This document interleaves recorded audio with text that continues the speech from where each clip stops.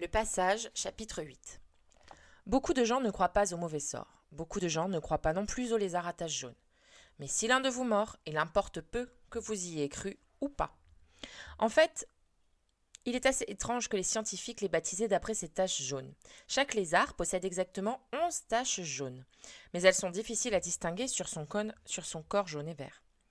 Le lézard mesure de 15 à 20 cm et il a de gros yeux rouges. En réalité, ses yeux sont jaunes et seule la peau qui les entoure est rouge, mais tout le monde parle toujours de ses yeux rouges. Il a aussi des dents noires et une langue d'une blancheur laiteuse. Quand on en voit un, on pense qu'il devrait plutôt s'appeler lézard aux yeux rouges ou lézard à dents noires ou peut-être lézard à langue blanche. Car si on s'en est approché suffisamment de près pour voir ces taches jaunes, ça veut sans doute dire qu'on est déjà mort. Les lézards à taches jaunes vivent dans des trous qui les protègent du soleil et des rapaces. Il y a parfois jusqu'à 20 lézards dans un seul trou. Ils ont des pattes robustes et puissantes et sont capables de bondir d'un trou très profond pour attaquer une proie. Ils se nourrissent de petits animaux, d'insectes, de certaines épines, de cactus et d'écorces de graines de tournesol. Chapitre 9. Stanley laissa l'eau froide de la douche ruisseler sur son corps brûlant et douloureux. Ce furent 4 minutes de paradis. Pour la deuxième fois, en 2 jours, il ne se servit pas de son savon. Il était trop fatigué. Le bâtiment des douches n'avait pas de toit, et il y avait un espace de 15 cm entre le sol et le bas des murs, sauf dans les coins. Le sol ne comportait aucun conduit d'évacuation. L'eau se répandait en flaques sous les murs et s'évaporait rapidement au soleil. Stanley enfila sa tenue propre. Il retourna ensuite dans sa tente, rangea ses vêtements sales dans son casier, prit son stylo et son papier à lettres et se dirigea vers la salle de repos. Sur la porte, une pancarte indiquait « Salle de distraction », mais quelqu'un avait modifié le « i » et le « a » et on lisait à présent « Salle de destruction ». À l'intérieur, presque tout était cassé, la télé, le billard électrique, les meubles. Même les gens qui l'occupaient paraissaient brisés, leurs corps usés, étalés dans divers fauteuils et canapés. X-Ray et Essel jouaient au billard. La surface de la table rappela à Stanley la surface du lac. Elle était pleine de trous et de bosses à cause de toutes les initiales gravées dans le feutre. Il y avait dans le mur du fond un trou devant lequel on avait placé un ventilateur. De l'air conditionné bon marché. Mais au moins, le ventilateur marchait. En traversant la pièce, Stanley trébucha contre une jambe tendue devant lui. « Hé, fais attention !» dit un gros tas orange affalé dans un fauteuil. « Fais attention toi-même !» marmonna Stanley qui était trop fatigué pour discuter. « Qu'est-ce que tu as dit ?» demanda le gros tas. « Rien !» répondit Stanley. Le gros tas se leva. Il était au moins aussi grand et massif que Stanley, mais beaucoup plus coriace. « T'as dit quelque chose !» insista le gros tas. Il enfonça son index boudiné dans le cou de Stanley. « Qu'est-ce que t'as dit ?» Un attroupement se forma rapidement autour d'eux. « Laisse tomber, dit X-Ray en posant une main sur l'épaule de Stanley. Il vaut mieux ne pas chercher d'ennui à l'homme des cavernes. Il est sympa, l'homme des cavernes, dit Essel. Je ne cherche aucun ennui, dit Stanley. Je suis fatigué, c'est tout. Le gros tas émit un grognement. X-Ray et Essel entraînèrent Stanley vers un canapé. Calamar se poussa pour laisser à Stanley la place de s'asseoir. T'as vu l'homme des cavernes dit X-Ray. C'est un dur, l'homme des cavernes, répondit Calamar en donnant un petit coup de poing sur l'épaule de Stanley. Stanley s'appuya contre le dossier du canapé, recouvert de vinyle lacéré. Malgré la douche froide, son corps rayonnait encore de chaleur. « Je n'ai rien cherché du tout, » dit-il. Après s'être tué au travail toute la journée sur le lac, Stanley n'avait pas la moindre envie de se laisser entraîner dans une bagarre avec quelqu'un qu'on appelait l'homme des cavernes. Il était content que X-Ray et Essel soient venus à son secours. « Alors, comment c'était ton premier trou ?» demanda Calamar. Stanley grogna et les autres éclatèrent de rire. « C'est le premier trou qui est le plus dur, » dit Stanley. « Pas du tout, » répondit X-Ray. « Le deuxième est encore plus dur. Ça te fait mal avant même que t'aies commencé. Là, tu crois que t'as mal partout, mais attends un peu demain, tu verras. »« Ça, c'est vrai, » dit Calamar. « Et puis, c'est même plus amusant, » dit X-Ray. « Amusant ?» s'étonna Stanley. « Me raconte pas d'histoire, » dit X-Ray. « Je parie que t'as toujours eu envie de creuser un grand trou, pas vrai ? J'ai pas raison ?» Stanley n'y avait jamais pensé auparavant, mais il ne voulait pas prendre le risque de dire à X-Ray qu'il n'avait pas raison. « Tous les mômes du monde ont envie de creuser un grand trou, » reprit X-Ray. « Pour aller en Chine, pas vrai ?»« Vrai, » dit Stanley. « Tu comprends ce que je veux dire, » poursuivit X-Ray. « C'était ça que je voulais dire. Mais maintenant, c'est plus amusant du tout. Seulement voilà, on est obligé de le faire quand même et de recommencer sans arrêt. »« Le camp de la fête et des jeux, » dit Stanley. Qu'est-ce qu'il y a dans ta boîte demanda Calamar. Stanley avait oublié qu'il avait emporté. C'est du papier, je voulais écrire une lettre à ma mère.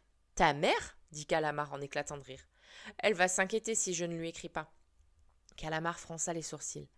Stanley jeta un coup d'œil autour de la pièce. C'était le seul endroit où les pensionnaires du camp pouvaient s'amuser un peu. Et qu'est-ce qu'ils en avaient fait? Un tas de ruines. L'écran de la télé était fracassé, comme si quelqu'un y avait donné un coup de talon. Il manquait au moins un pied à chaque table et à chaque fauteuil. Tout était de travers. Il attendit, avant d'écrire sa lettre, que Calamar se soit levé pour aller faire un billard. « Chère maman, aujourd'hui c'était mon premier jour au camp et je me suis déjà fait des amis. On a passé la journée sur le lac, je suis donc très fatiguée. Quand j'aurai réussi mon épreuve de natation, j'apprendrai à faire du ski nautique. Il s'interrompit. Il sentit que quelqu'un lisait par-dessus son épaule. Il se retourna et vit Zéro debout derrière le canapé. « Je ne veux pas qu'elle se fasse de soucis pour moi !» expliqua Stanley. Zéro ne répondit rien. Il se contenta de regarder fixement la lettre avec une expression grave, presque irritée.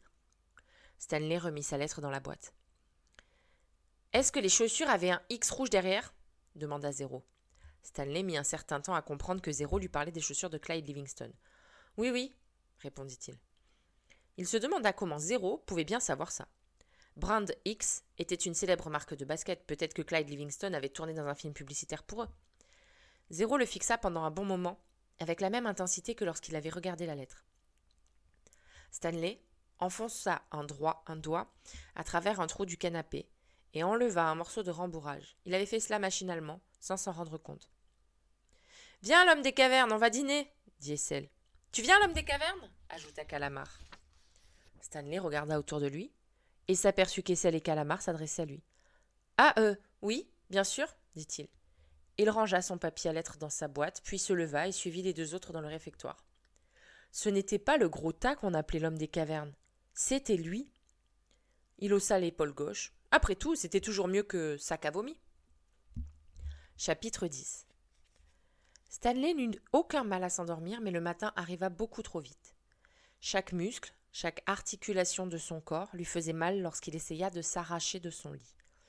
Il n'aurait pas cru que c'était possible, mais il avait encore plus mal que la veille. La douleur ne se limitait plus aux bras et au dos, elle s'était à présent étendue aux jambes, aux chevilles, à la taille.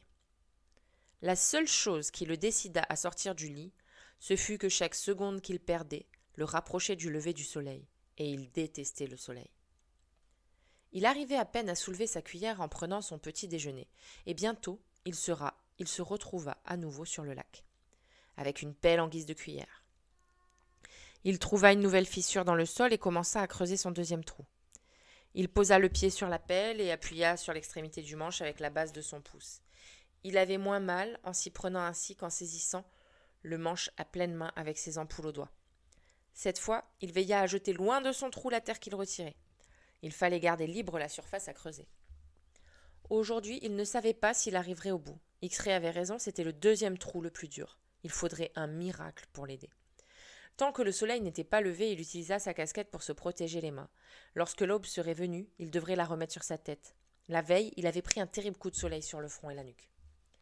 Il enlevait chaque pelletée de terre, en essayant de ne pas penser à la tâche redoutable qu'il avait à accomplir. Au bout d'une heure environ, ses muscles douloureux commencèrent à se détendre un peu. Il ahana, en essayant de planter sa pelle dans la terre. Ses doigts glissèrent alors sur sa casquette, et la pelle tomba. Il la laissa là. Il but de l'eau à son bidon. Il pensait que le camion n'allait pas tarder, mais il laissa un peu d'eau au fond du bidon, au cas où il se serait trompé. Il avait appris qu'il fallait toujours attendre de voir le pick-up arriver avant de boire la dernière goutte. Le soleil n'était pas encore apparu, mais ses rayons dessinaient au-dessus de l'horizon un arc qui éclairait le ciel. En se penchant pour récupérer sa casquette, Stanley vit juste à côté une grosse pierre plate. Il remit la casquette sur sa tête sans détacher son regard de la pierre. Puis il la ramassa et l'observa attentivement. Il eut alors l'impression de voir la forme d'un poisson fossilisé dans le roc. Lorsqu'il essuya la terre qui la recouvrait, les contours du poisson se dessinèrent plus clairement. Le soleil se montrait à l'horizon et la lumière de l'aube lui permit de distinguer les lignes minuscules que le squelette du poisson avait imprimées dans la pierre. Il regarda le paysage désolé qui s'étendait autour de lui. Bien sûr, on appelait cet endroit le lac, mais il était quand même difficile d'imaginer que cette terre aride avait été autrefois recouverte d'eau. À cet instant, il se rappela ce que Mr. Monsieur et Mr. Pendanski lui avaient dit tous les deux. S'il trouvait quoi que ce soit d'intéressant, il devrait le montrer à l'un d'eux. Et si le directeur appréciait sa découverte, il serait libre pour le reste de la journée. Il regarda à nouveau l'empreinte du poisson. Le miracle était en train de se produire. Il continua de creuser très lentement en attendant l'arrivée du camion d'eau. Il ne voulait pas attirer l'attention sur sa découverte, de peur que quelqu'un essaye de la lui voler. Il jeta la pierre face contre terre à côté de son monticule, comme si elle n'avait aucune valeur. Quelques instants plus tard, il vit le nuage de poussière traverser le lac. Le pick-up s'arrêta et la file d'attente se forma aussitôt.